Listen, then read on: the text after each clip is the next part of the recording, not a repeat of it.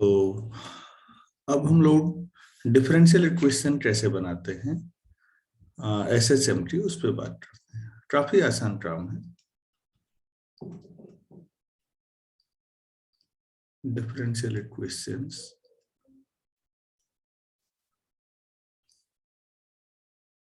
Of SHM, ये ज्यादा व्यावहारिक चीज है। कैसे हम एक डिफरेंशियल इक्वेशन को, सिंपल हार्मोनिक मोशन को डिफरेंशियल इक्वेशन में कन्वर्ट कर सकते हैं और उससे टाइम पीरियड और फ्रीक्वेंसी कैसे निकाल सकते हैं। तो बच्चों, फ्यूचर में आप लोग डिफरेंशियल इक्वेशंस पढ़ेंगे और ये उसमें दो तरह की डिफरेंशियल इक्वेशन पढ़ेंगे, OD ordinary differential equation and PD partial differential equation. Mathematics के ये सबसे बड़े फील्ड्स में से एक फ्यूचर में, ओडी और PD, ordinary differential equation, partial differential equation. आप इसे ऐसे समझिएगा कि जो प्योर मैथ्स के स्टूडेंट्स होते हैं, बेसिकली फ्यूचर में वो दो हिस्सों में बढ़ जाते हैं बच्चों। प्योर मैथ्स में आप अगर प्योर मैथमेटिक्स में आगे बढ़ते हैं तो आप या तो अलजेब्रा के स्टूडेंट्स होंगे बेसिकली मोटे तौर पर, या एनालिसिस, या तो अलजेब्रा के या एनालिसिस के। पूरी प्योर मैथ्स दो हिस्सों में बटी होती है। अब अपने रिसर्च और उसको ध्यान में रखूं तो मैं बेसिकली खुद एनालिसिस का स्टूडेंट हूं। दोनों ब्रांचेज लाजवाब।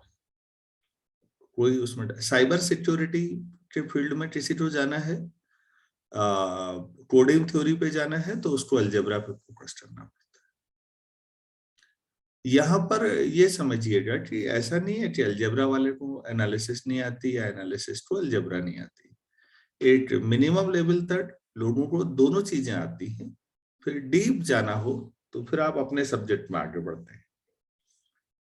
कॉलेज में पढ़ाते हुए MSc तक मैं खुद सारे पेपर पढ़ाता हूँ, अलजेब्रा के पेपर भी पढ़ाता हूँ, एनालिसिस के पेपर भी पढ़ाता हूँ। जिन बच्चों को कंप्यूटर फील्ड में इंटरेस्ट है, मैं फिर कह रहा हूँ, उनको इनके बिना वो आगे नहीं बढ़ सकते। और जिस अलजेब्रा की बात मैं कर रहा हूँ वो अभी आपने पढ़नी शुरू भी नहीं की। हमारी जो अलजेब्रा से मतलब मॉडर्न अलजेब्रा, आप क्लासिकल अलजेब्रा पढ़ रहे हैं अभी या पढ़ चुके हैं, जिसमें आपने अरिथमेटिक प्रोग्रेशन, AP GP के बारे में पढ़ा, क्वाड्रेटिक इक्वेशंस के बारे में पढ़ा, परमुटेशन कॉम्बिनेशन के बारे में पढ़ा। ठीक है, ये शुरुआती है ABCD की तरफ। तो algebra, group theory, ring theory और linear algebra, number theory, coding theory, cryptography, इस तरह की चीजें आती हैं। एनालिसिस दूसरा जो फील्ड है बच्चों, एक्चुअल में उसमें ODE PDE भी आती है। ODE और PDE को समझने के लिए ही एनालिसिस डेवलप हुई। तो रियल एनालिसिस, कॉम्प्लेक्स एनालिसिस मतलब रियल लाइन का एनालिसिस, कॉम्प्लेक्स प्लेन का स्टडी, और इन एनालिसिस की मदद से आगे ब्रांचेज, ये दूसरा फील्ड है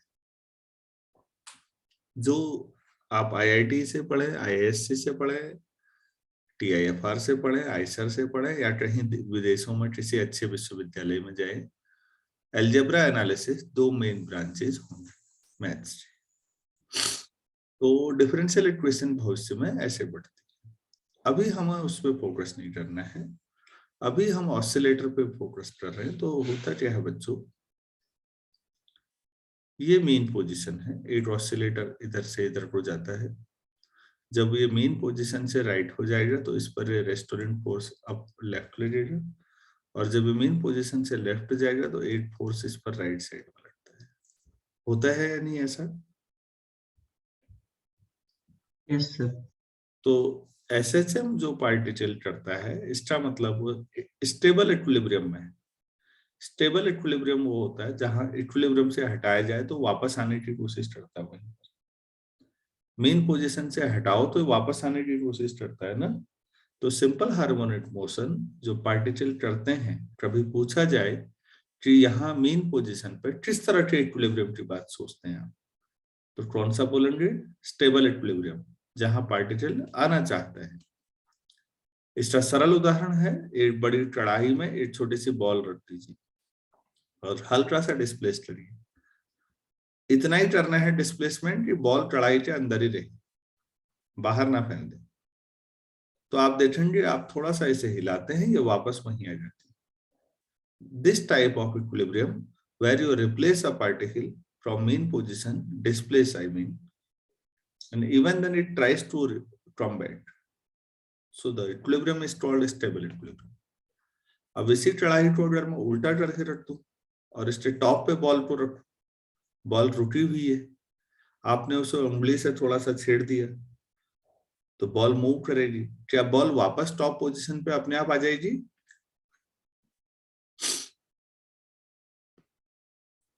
नो सर। तो वैसे इक्विलिब्रियम को क्या बोलते हैं? इसको अनस्टेबल इक्विलिब्रियम, स्टेबल नहीं है।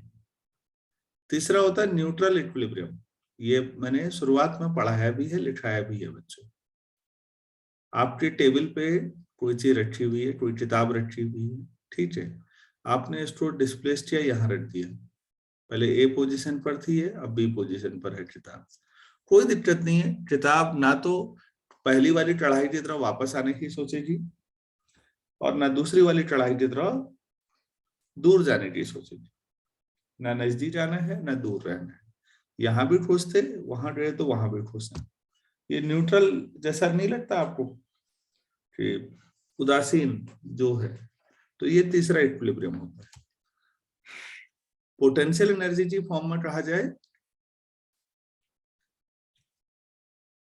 तो मैंने पढ़ाया था कि स्टेबल इक्विलिब्रियम जहां होता है वहां पोटेंशियल एनर्जी मिनिमम होती है। ऑसिलेटर के मामले में भी समझिए, मीन पोजीशन पर पोटेंशियल एनर्जी 0 थी, काइनेटिक मैक्सिमम थी क्योंकि स्पीड मैक्सिमम होती है वहां पर। ऐसा याद आ रहा है? Yes sir. हाँ, तो चलिए हम इसको लिखते हैं फिर अब।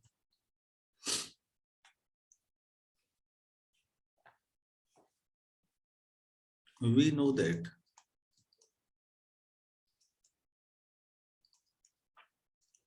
a particle executing SHM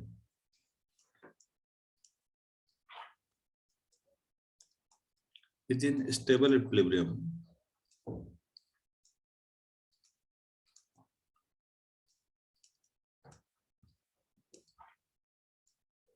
at mean position.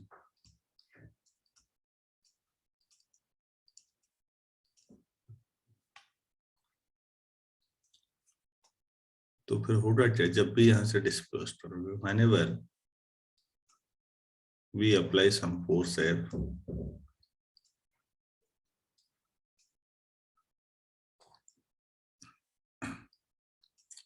some force to displace it,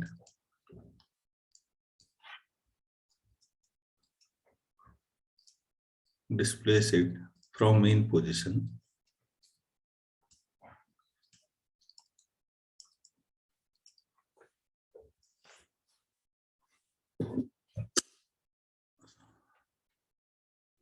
क्या लगता है? एक रेस्टोरेंट फोर्स, रिस्टोर करने के लिए, रिस्टोरेंट फोर्स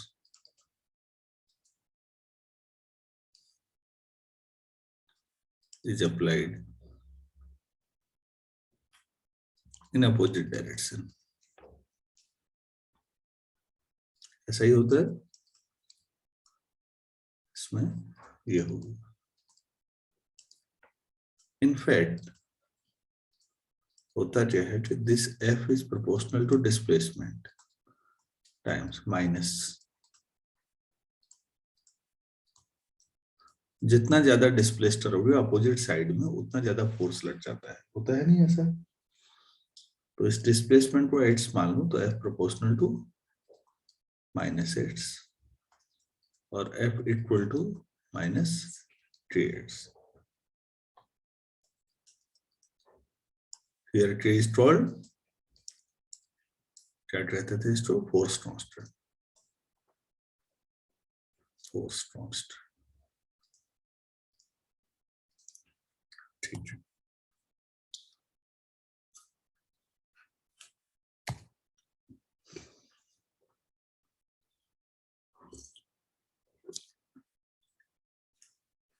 अब थोड़ा सा बच्चों मैथ्स के सिंबल भी सीखने जरूरी है। देखिए अगर आप कहीं पर dx अपॉन dt लिखेंगे तो ये लंबा तरीका है, हम लोग मैथ्स में इसको ऐसे लिख देते हैं, एक्स के ऊपर डॉट, तो हमारा समय बच जाता है। जितनी बार डिफरेंशिएशन किया, 2 बार करेंगे तो D square x upon D T square इसको एक्स डबल डॉट। आपके लेवल पे बहुत ज्यादा तो आने नहीं है मैथ्स, तो ये अभी एलिमेंट्री है, तो शुरुआत हुई है। जल्दी जल्दी लिखना चाहे तो ये तरीका आसान पड़ता है हमारे लिए, तो अब मैं इनको यूज कर रहा हूँ। एक्स से डिस्प्लेसमेंट है तो वेलोसिटी कितनी होगी? Sir dx by dt. हाँ, displacement is x, so velocity will be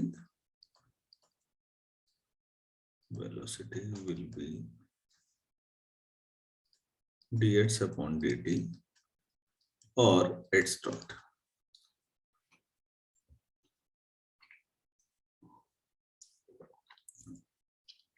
तो फिर एक्सेलरेशन,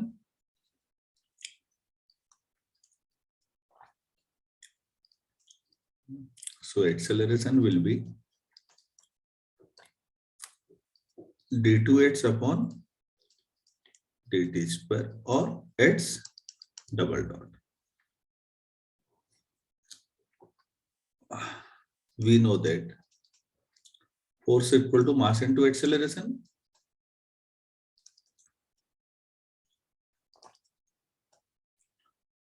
mass into acceleration।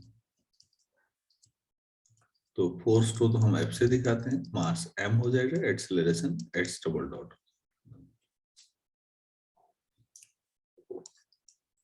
तो न्यूटन्स लॉ की नॉलेज से हमने ऐसा कर दिया, ठीक है।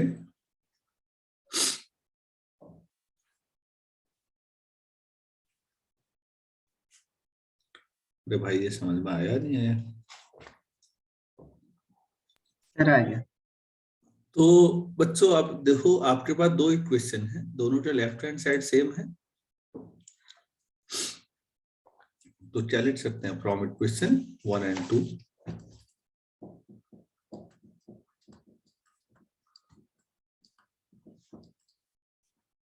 we have mx double dot equal to minus 3x, तो x double dot plus k upon m into x equal to 0।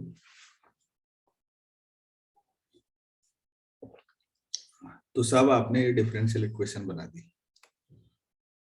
आपको ऐसे पसंद नहीं आ रहा, आप ऐसे लिख लीजिए d2x अपॉन dt स्क्वायर, इसको ये बोलते हैं, plus k upon m into x equal to 0। एक ही बात है, जैसे लिखना हो। अगर आपसे कहा जाए एसएचएम की डिफरेंशियल इक्वेशन बनाओ, तो देखो 2 लाइन का काम है। एक f इक्वल टू ma लगाया और एक f equal to minus kx, दोनों को बराबर कर दो। अब भाई x अगर डिस्प्लेसमेंट है तो dx अपॉन dt वेलोसिटी और d2x upon dt square acceleration. बच्चों देखो आराम से, कोई डेरिवेशन में कोई दिक्कत आई? No sir. नहीं आई। पिछले आर्टिकल में भी, अब इसी तो थोड़ा और आगे बढ़ाते हैं, पिछले आर्टिकल में भी हमने यहाँ पर यूज किया था, लेट k अपॉन m को ओमेगा स्क्वायर, डायमेंशनली ये इसके बराबर आता है, तो k अपॉन m था, याद आ रहा है? पीछे लिखा था मैंने ऐसा। सो आप ऐसे भी लिख सकते हैं, x dot plus omega square x equal to 0। Force के कांस्टेंट, मास भी कांस्टेंट, तो उसको नया कांस्टेंट बनाओ और अब डायमेंशनल एनालिसिस से ओमेगा स्क्वायर के बराबर आता है।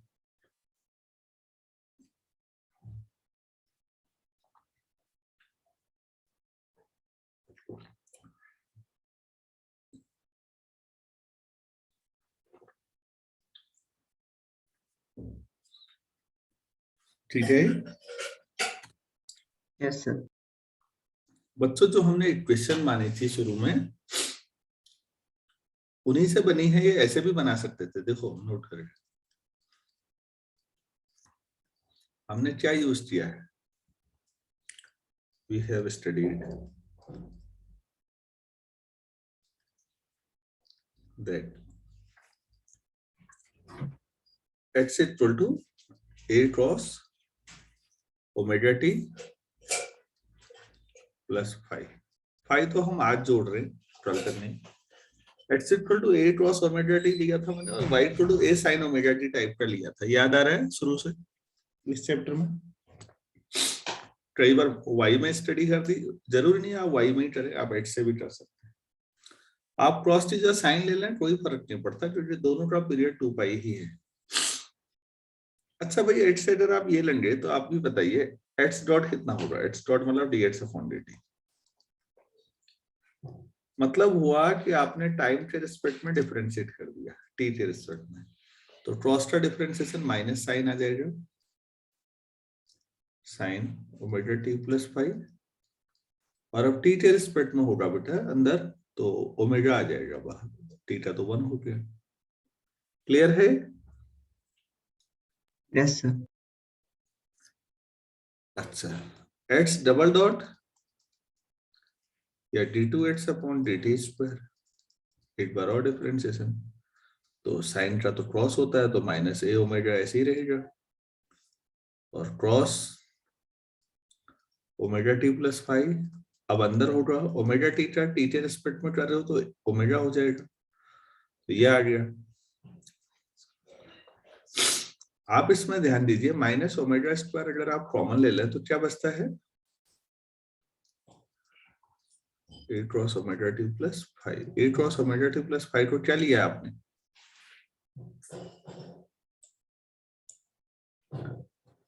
देखिए x से है या नहीं, तो x double dot equal to minus omega square x double dot plus omega square x equal to 0। वही इक्वेशन आ रही है या नहीं आ रही है, देखिए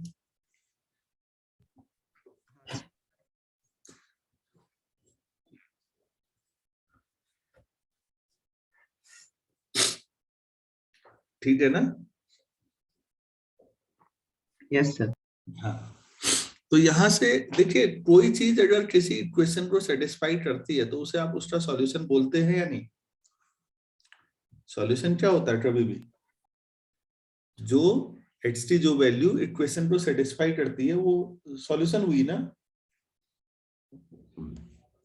यस सर। हाँ, तो यहाँ पर देखो मैं टिक का निशान लगा रहा हूँ, xt ये वैल्यू इक्वेशन 4 को सेटिस्फाई कर रही है ना, उससे उसे रखा उसमें तो वही चीज आ रही है, तो ये सॉल्यूशन हुआ। नीचे लिख लीजिए, so x equal to a cos omega t plus 5।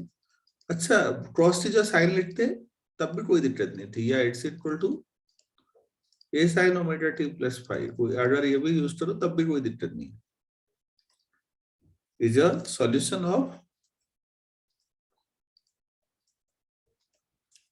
of this differential equation, this differential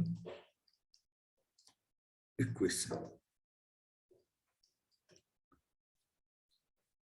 तो जो हमने डिफरेंशियल इक्वेशन बनाई बच्चों, उसका सॉल्यूशन ये है। अब आप कहेंगे आपने पहले यही लिया था और फिर वो निकाल दिया और आपने दिखा दिया। एक्चुअली आपके लेवल पे इतना ही होता है। फ्यूचर में जब आप डिफरेंशियल इक्वेशन एक पेपर के तौर पर पढ़े, अगर मैथ्स लेंगे, तब आप वास्तव में जो सॉल्यूशन होना चाहिए पूरा डिटेल वो पढ़ेंगे। यहां वो नहीं हो सकता, यहाँ इतना ही संभव था। आपके लेवल पर अभी इतना ही, फिजिक्स में इतना ही पूछते भी है। मैंने तो ज्यादा ही बताया होगा, कम नहीं होगा। कार्तिकेय, कोई डाउट है किसी एक्सप्रेशन में? No sir. चलो ठीक है, हम थोड़ा सा और आगे बढ़ाते हैं इसी को। इसी में बच्चों टाइम पीरियड है एक्सप्रेशन निकालते हैं। हेडिंग डालिए टाइम पीरियड। टाइम पीरियड तो हमने पढ़ा है टी इक्वल टू 2π/ओमेगा, और यहां अभी पढ़ा है कि ओमेगा स्क्वायर इक्वल टू क्या था, k/m को ओमेगा स्क्वायर लिया था ना, तो ओमेगा कितना हो जाएगा, हाँ सर। Root k/m। तो भाई इसे रख देते हैं, तो आपको टाइम पीरियड का नया फॉर्मूला मिल जाता है। और बच्चों ये न्यूमेरिकल में बहुत ज्यादा यूज होता है। सो t इक्वल टू 2π, और ओमेगा नीचे है तो उल्टा कर दो, m/k, मतलब 2π root mass upon force constant.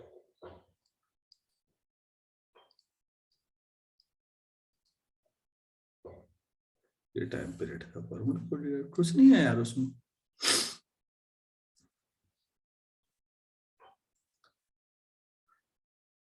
तो पेंडुलम का मास ज्यादा होगा तो टाइम पीरियड ज्यादा होगा कम होगा?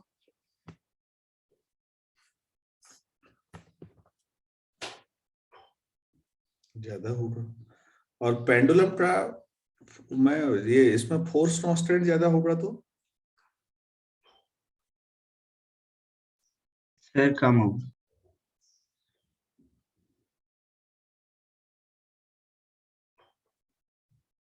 कम होगा, बिल्कुल यार, इनवर्सली प्रोपोर्शनल है।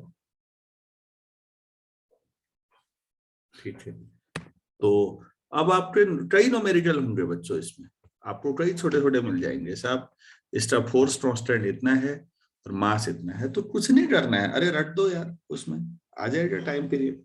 या टाइम पीरियड में से तीन में से दो चीजें दे दो, तीसरा निकलवा लो कैलकुलेशन से। अच्छा बच्चों, यहीं से अगर फ्रीक्वेंसी पूछी जाए तो ये जो फ्रीक्वेंसी 1/t था, फ्रीक्वेंसी हमने न्यू से रिप्रेजेंट किया है, आपके टीचर्स हो सकता है दूसरा सिंबल है, तो वो हो जाएगा 1/2π रूट k/m, उल्टा हो जाएगा।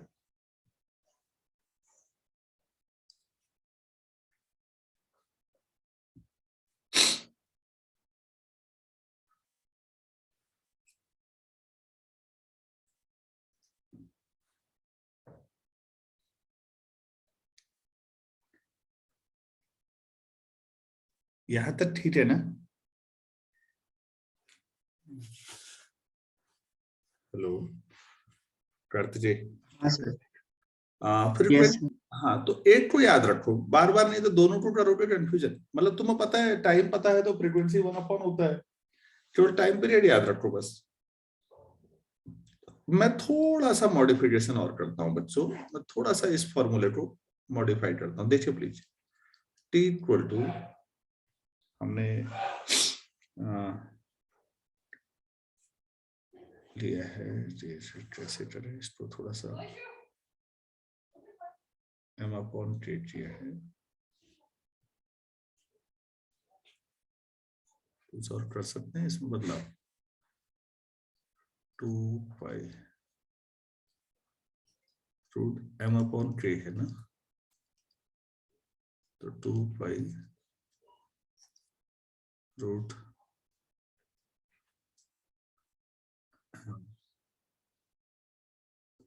m को हम लिख सकते हैं f/k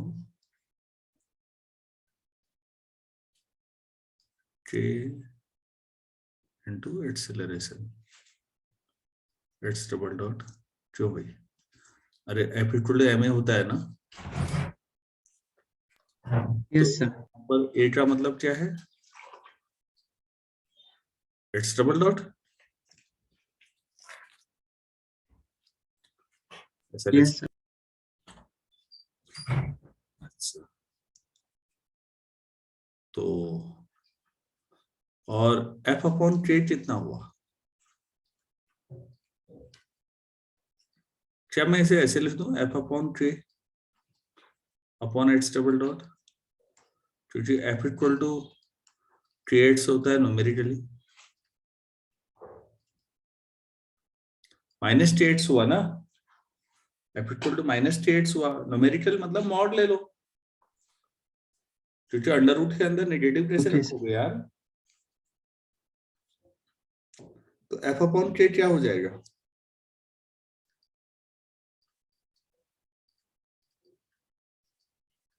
x upon h double dot, x मतलब क्या हुआ बेटा?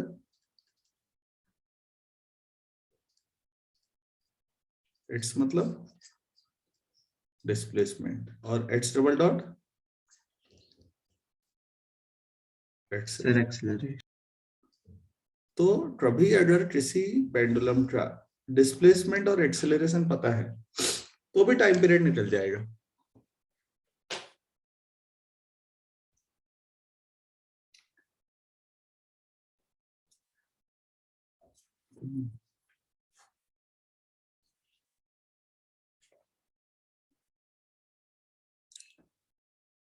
यहां तक कोई दिक्कत? No, sir. चलो ठीक है, तो पहले इतना करते हैं, फिर अभी हम ठीक 7:30 बजे जुड़ते हैं और नेट स्टार्ट करते हैं। Thank you.